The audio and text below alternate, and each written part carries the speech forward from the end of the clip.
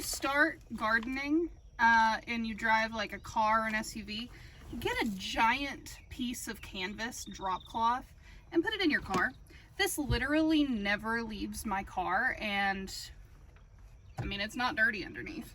So, but look at it, it's covered in dirt. So when you start your journey, get a canvas.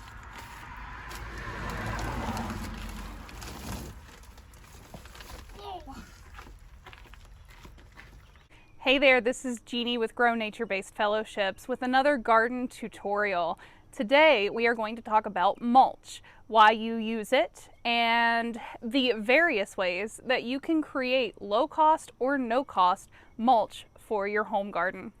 So in this frame, I am showing you 3 options for mulch in your garden. The first is going to be pretty obvious. It is this big old bag that says mulch on it. It is red wood chips that you can buy at gas stations or home and garden stores, lots of places. The second is this straw bale that I am sitting on. You can buy these at farm stores. This is a condensed straw bale, so once I open it, it will expand really wide. And the third, can you name it? It is this comfrey plant waving hello right over here. So we are going to go through why we use mulch and the various benefits that you can get from these different types of mulch. And then in a separate video, I'm going to show you how to make your own comfrey mulch. It's super beneficial for your plants in your garden. It's a slow release fertilizer. It's just super yummy for your plants and they will love you for it. So today I am going to be laying down straw mulch in this garden. The first thing you want to do when you're laying down mulch is weed. Make sure you get all the weeds out because mulch helps plants grow. If you already have plants, weeds that have been exposed to sun and they're already shooting up, they're going to love that you just mulched the garden. So you want to make sure that you are starting off with a really clean slate. So I'm going to start weeding this section and then we will lay down our straw mulch.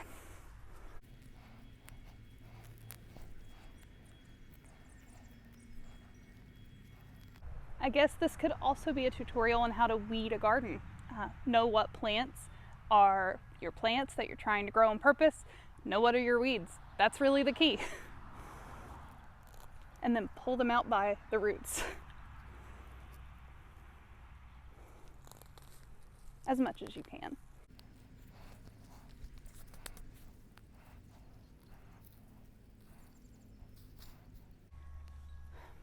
So something that I've learned over time in my gardening experience is that gardening is a conversation with nature. It really is. You are spending time outside, which is wonderful. You are growing things that nurture and nourish your family and yourself, and you're connecting to your body, which is truly, I think, absolutely vital to living on Earth and having human emotions and maintaining mental health. However, when you weed in the garden, you will realize that gardening is not just a conversation with nature, it is a fight with nature. You are trying to cultivate the pieces of nature that you want to cultivate, and nature is coming right back at you and trying to infiltrate these super nutritious and well-maintained and really lovely, little patches of dirt that you are cultivating for these plants. And the weeds, they want in on that. So if you think that you are going to be a lazy gardener and not weed, you will just have fewer plants. It's just the way it is. A lot of us, especially in my experience with community gardens, we really balk at the idea of weeding a garden.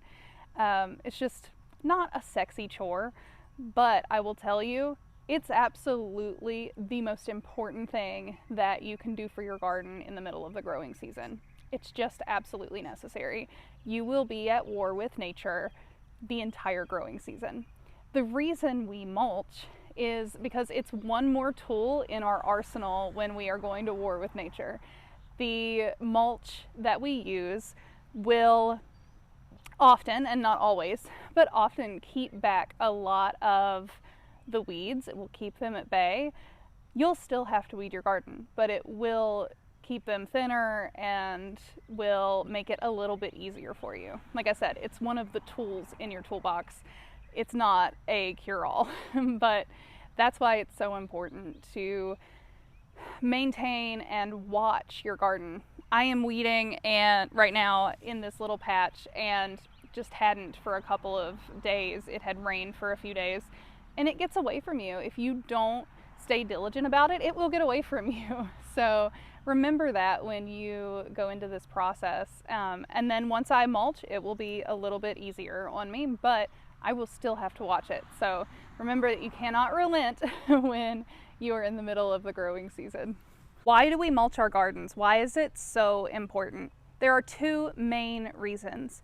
One, we've already covered, to keep your weeds out. You want to prevent those weeds from seeing sunlight so that they don't start to grow up, and it will keep them thinner and easier to manage.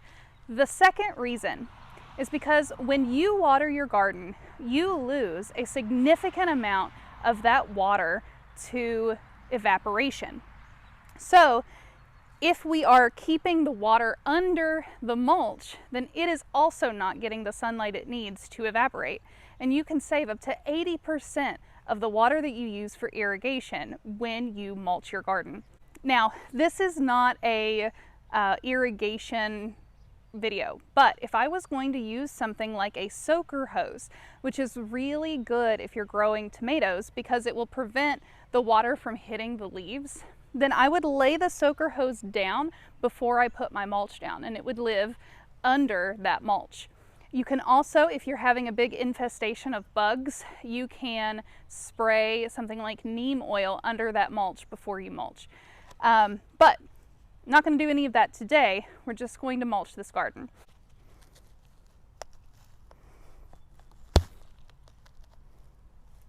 Listen to that pop. Isn't that satisfying?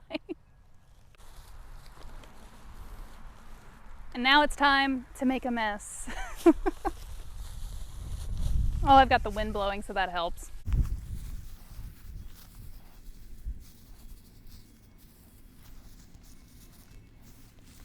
So while I'm doing this, I'm going to let you know there is a reason we use straw and not hay. That is a very important difference. Straw is the product of hay production. Hay will often have seeds in it, and you will end up with a very lovely little field of hay if you lay down hay on your garden. Straw does not have seeds in it. It is the byproduct of that production. So it will not often have anything in it that would sprout. It can at times. I've grown in hay bale or in straw bales, and it will sometimes sprout. It's just hard to avoid that, but it's a lot less likely to cause you to have a whole hay field in your garden. So something you may have noticed while I was weeding and here in the garden is that I have a lot of lava rock around the border of my garden. Lava rock is another example of a mulch, but it is not a mulch that's going to give nutrients to your garden bed. It will help a little bit, I am learning, in controlling weeds, and can be very helpful if you have plants that need to stay warm. Like if you are experimenting and starting pepper plants a little bit earlier than maybe they should be in your zone, you can mulch with lava rock and it will keep them warmer. It will also keep them warmer in the hottest days as well, so it can lead to overheating.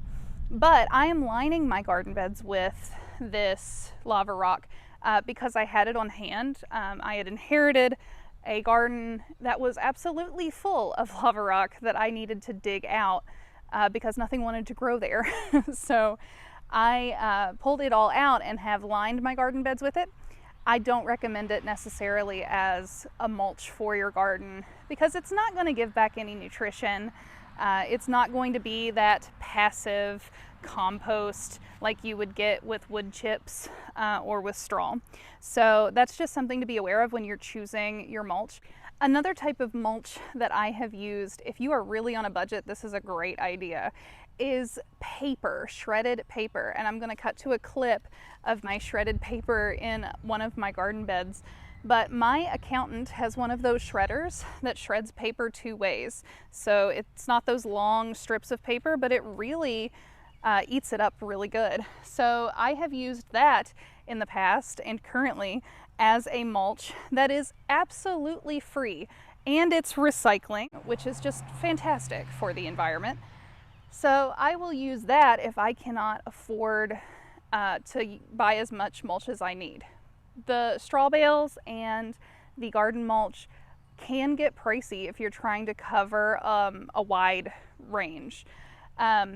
Something else to keep in mind is that anything you put on your garden that is going to eventually break down, like straw, like wood chips, comfrey mulch, even paper, it is going to have an effect, which you want it to have an effect, on your soil. So if you mulch with pine wood, for example, it can make your soil more acidic, which is great for blueberries, for example, or azaleas or rhododendrons, but maybe not for your garden. But that's just kind of overcomplicating the process. I'll just let you know, I don't recommend pine wood chips for your typical garden where you're not growing something like blueberries that likes acidic soil. Okay, I am now almost finished with this bed. I am going to water this section and just weigh down that compost a little bit. We're about to get a storm and the wind is blowing, so I don't want all of the wind to blow off all this work that I have done. I hope that you have learned something, and I thank you from the bottom of my heart for continuing to grow beside me and to learn with me. Thank you so much. Happy growing.